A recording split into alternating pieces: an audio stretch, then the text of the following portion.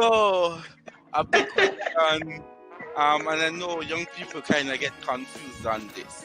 Should, as Christians, we marry unsafe persons? So we marry them and then we carry them to the church and pray that God will take.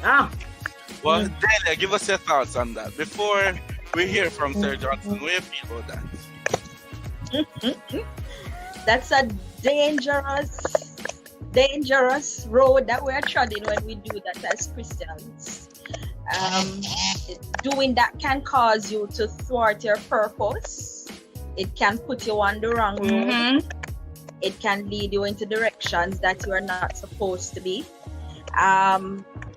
It's also dangerous when you're a more mature Christian, and you take up somebody who is unsaved or just coming into the faith, because now you're going to take up the responsibility of trying to guide them. And especially as the woman, you're supposed to be joined, and this is Delia speaking, supposed to be joined to someone who can also guide you in the ways of God, as a woman of God and a believer, and somebody who is a child of God. So I would not suggest that at all.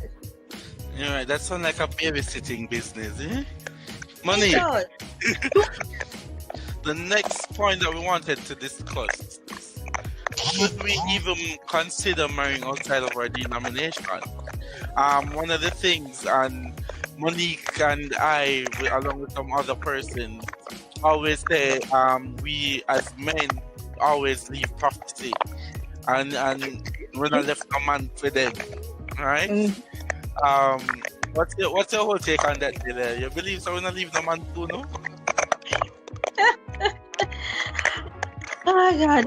Honestly, sometimes that's how it feels, especially when you are in the church, serving faithfully for years, and you just see them coming in and going out, and taking women from the outside. It kind of makes you feel, okay, so what's happened to the women inside the church? We're not good enough for you.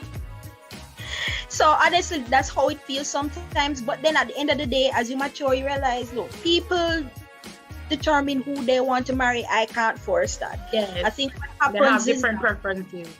Right. And I think a lot of times too, and this is my own perception, a lot of the men prefer to take somebody from outside because they can keep their relationship more private until they feel to make it public. Once it's inside the church, always as if it's exposed to the church, sometimes or many times before you want it to. So and everybody wants to have a say in the relationship. Everybody relationship. Right. So I think that's probably one of does. Yeah. All right. The phenomenon is adopted that for the man you have to have your thing set because the female just come live comfortably. Do we really see females willing to build with a man anymore in the year of our Lord 20 and 20? That is the thing, because honestly I rarely see it. Everybody want car man and house man, and what you mean if you want me a thing off it up, right Sister Money?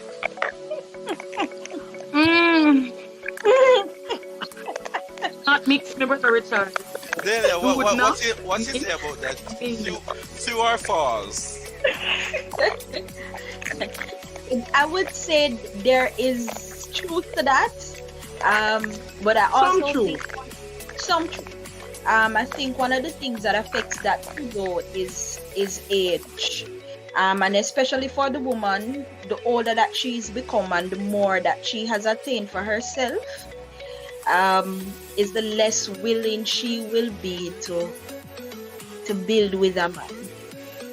Because once you have started to attain certain things and reach a certain level, I rarely see women who are willing to help a man to come up. So I think for the younger ones, it's easier for them to build because you have time to do that. But once you start to get older and you move out on your own, you have your own car, you have your own secure job, you live in your own place and thing, being yoked to somebody who does not bring something to the table is not necessarily something that many women go for. Then I disagree, no. because it's the younger ones that want the men with everything ready, I'm not saying no still. ready not make. No. I'm not saying no. And that is true. It's true. We will find persons who, because the thing is though, there is still this mentality that the man is the one who is supposed to provide. And so there is something to be said about woman who, a lady who is standing beside a man who has his things together. And for many women, that's the ideal. They want the man who has his own car, because he can drive her to where she want to go, take her out on dates, and them look good because she step out of one nice vehicle, he have his own place, so she doesn't have to go into his parents' house and all of that because he's sticking with mommy or daddy, that kind of thing. That's the ideal. I think that's a cultural thing to some respects as well, because that's how we were raised, to believe that whoever we're going to get involved with should be somebody who is better off than we are. But the way the world is running now, and that more women now are stepping, becoming more independent in their own things, it kind of shifts the balance somewhat as well. Cool.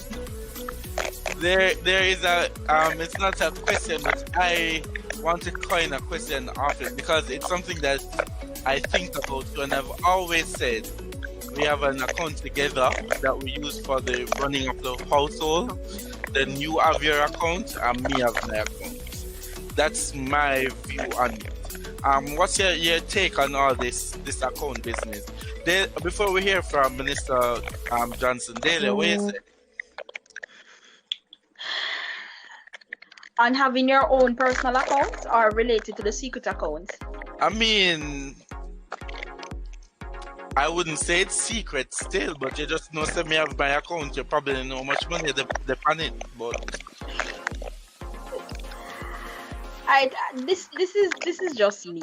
I agree with their philosophy in terms of having a joint account through which you deal with the general household bills and whatever it takes to run the house, and then each party also has their own personal account so that they can do their own little things when they need to.